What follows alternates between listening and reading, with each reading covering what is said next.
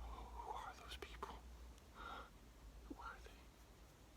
They love seeing your face. Oh, they do. So do I. I think it's an adorable face. Oh. Cool, cool, cool. Who are those people? Hello, BookTube, and welcome to your Daily Penguin. This is my tour through my Penguin Classic wall, and we have hit a vein of Penguin Classic Deluxe editions that are just lovely, and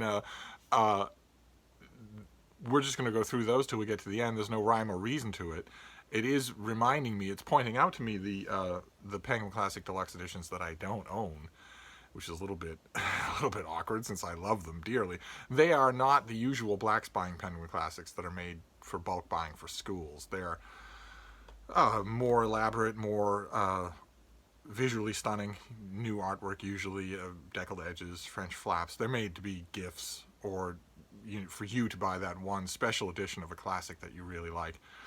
It would be great if Penguin would do deluxe editions for all of the major canonical classics. That would be great. I don't think they've done that so far. I haven't seen a new Penguin Classic Deluxe edition in a while. But we're dealing with one from, I actually know because I have a pub sheet for it, that arrived before we were talking to each other.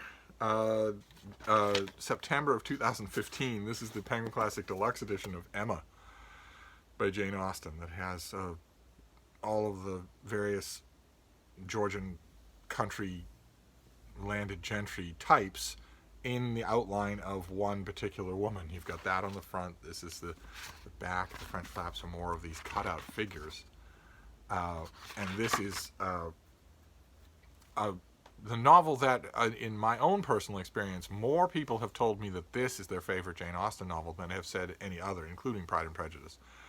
And it's the story of Emma Woodhouse. It's the story of a young woman who has everything you could ever want and in the world in terms of material advantages, and decides that what she really likes is matchmaking and proceeds to meddle in the private lives of everyone around her. It's just wonderful high comedy. Just absolutely delightful. Perfectly assuredly done. To me, it's always a little bit heartbreaking because it shows that you read a book like this or a book like Persuasion, and you want more than anything for Jane Austen to have had 25 more years of health and life. The mind just boggles at having 15 Jane Austen novels when this is, because her talent followed an upward trajectory. You can just watch it happen.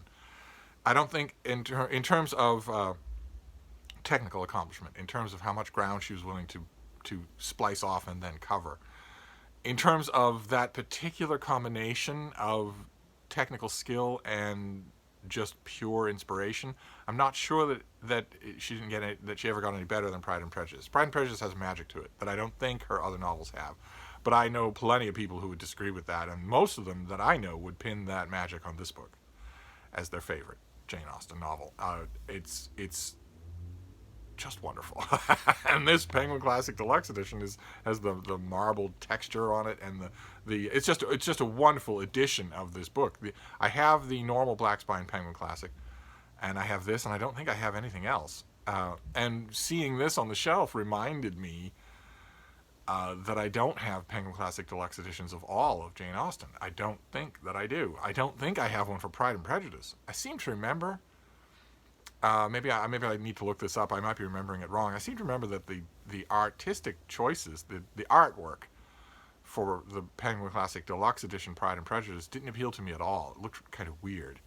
But it can't be much worse than this. so I should look into that, because that's one that I should have. And I'm not going to get that from Penguin in the normal course of things. I got this in the mail, but I'm not going to get Pride and Prejudice from them unless they redo their deluxe edition. I don't see that happening. So I really should. I mean, because I go back to these. This is an excellent edition of this book. It's got the back matter essays about the time and the customs and the social institutions, just like we saw in Persuasion. And I believe this also has That has maps, but I believe this also has a selection of original illustrations. That for some odd reason, probably cost cutting, were not interspersed into the book, like I wish they were. But it's easy enough to find online an electronic version of this and any other Jane Austen that has those great venerated illustrations interspersed throughout. So that's not hard to do. There are plenty of versions like that. I don't mind as long as I have them in the volume. That's fine. And that the back matter, the explanatory matter, I've never really consulted it, but I think that maybe the editors thought it was necessary. I don't believe that any kind of explanation like that is necessary. I think you can just read this book and love it. And the presence of the explanation leads me to think that maybe there was an idea that maybe this would go to schools, or that the general reader would feel lacking in that and maybe not have access to this thing called the internet. I don't know one way or another why the ancillary material is there, but I'm glad that it is. It adds nicely. It adds a nice counterbalance to the book. But the book.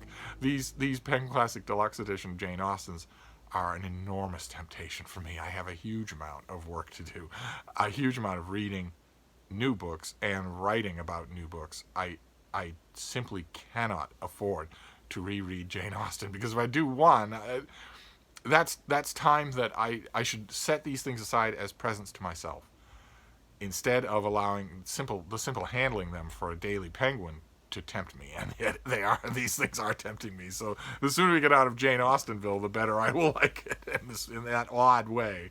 But anyway, that's your Daily Penguin. That's your Penguin for today. We'll move on tomorrow and see what else we can find. So I will reconvene then and see you. Thank you, Book 2.